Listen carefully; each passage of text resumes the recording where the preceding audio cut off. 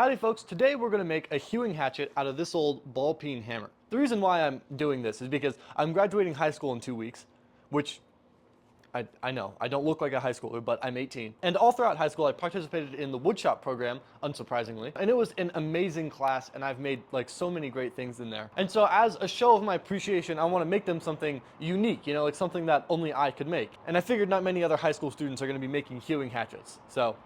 You might have noticed that in the title it says I'm making an adze, however in the intro it says I'm making a hatchet. Why is that? Well, you see, this project started out as a hewing hatchet.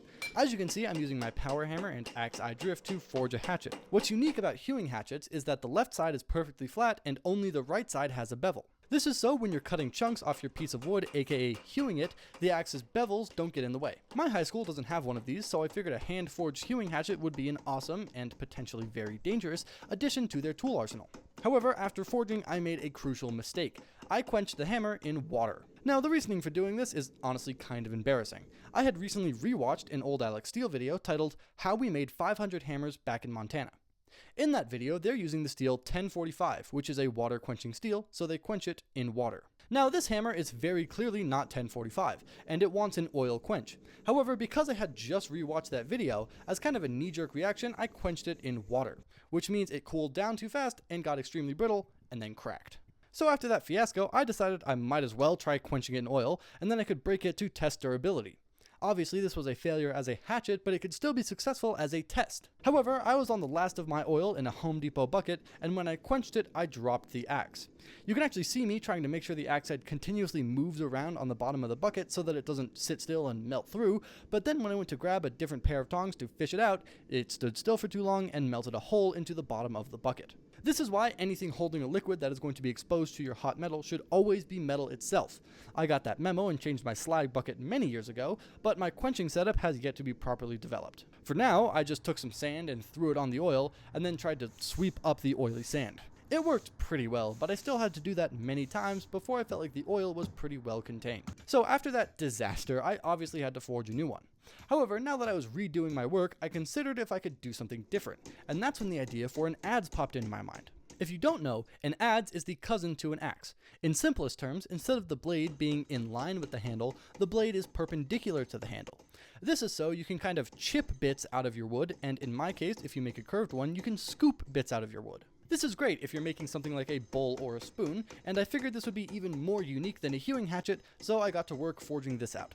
All things considered, the forging was pretty straightforward.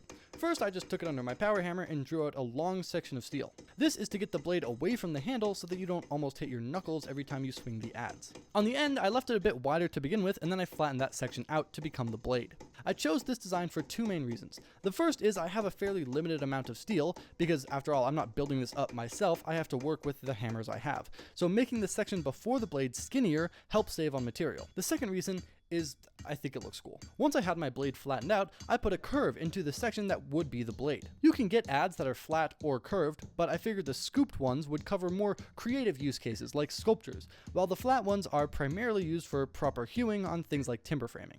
After that, I cleaned up the eye, and I also forged out the cheeks. I wanted these to be as tall as possible, because when you're using an adze, there's a lot of force in an upwards direction trying to pull the head off of the handle. So you want as much contact between your handle and your head as possible, so making your eye tall will help with durability. After I got the eye done, I took it under the vise and started bending the support behind the blade. You want the blade of your adze to be angled at least somewhat downward compared to your handle because of the way you swing it for the optimal cutting angle. If the blade is coming straight out, you would have to swing basically perpendicular to your workpiece, which would be super awkward. After I bent it, I cut off the ball peen on the other end of the adze, for both aesthetics and weight. It's only a tiny bit, but I want this to be pretty light so that green, noodle-armed high schoolers can control it. Now, as for the heat treat, I first normalized my blade to hopefully prevent any cracking, and then I dragged in the remains of the Home Depot oil bucket, which I put into another bucket to stop the leaking. And if you're wondering why I didn't just pour the oil into the other bucket also has holes. So I just rotated them so that the holes didn't line up, and now it has to always sit at an angle so it doesn't leak. I also now have 0 Home Depot buckets without holes, so I should probably fix that. In any case, I successfully quenched it. I only had enough oil to do the blade, but I only needed to do the blade. The rest of it didn't need to be that hard. From there, I tempered it by sticking the back in the forge and letting the heat creep up to the blade, and then pulling it out once the blade had reached that nice straw color. This technique only works if only one side of your piece needs to be hard, so on something like an axe or a doghead hammer. From there, the only work left on the head was to sharpen it and give the old wire wheel treatment to get rid of any residual forge scale. However, the head is useless without the handle, so let's hang it. Pro tip, if you don't own many woodworking tools to make handles like a jointer, planer, and router, instead of buying lumber from a lumberyard, you can just buy a sledgehammer handle at Ace Hardware for 20 bucks and then cut it in half. It's hickory, it's already almost the right size, and because you get 2 handles, they each cost only 10 bucks. In any case, the first thing I'm doing is fitting up my handle to the head. What you do is draw the hammer eye shape onto the top of the handle, and then use a round contact wheel or platen on a belt grinder to approximate the shape. You can also do this with files, but it takes way longer. Then you test pound it onto your head. It shouldn't go all the way through on your first try. If it does, you probably went too far and you're going to have a loose fit. But after your fit up, when you take it off, you'll have this black line of where your head is touching and where it's not touching.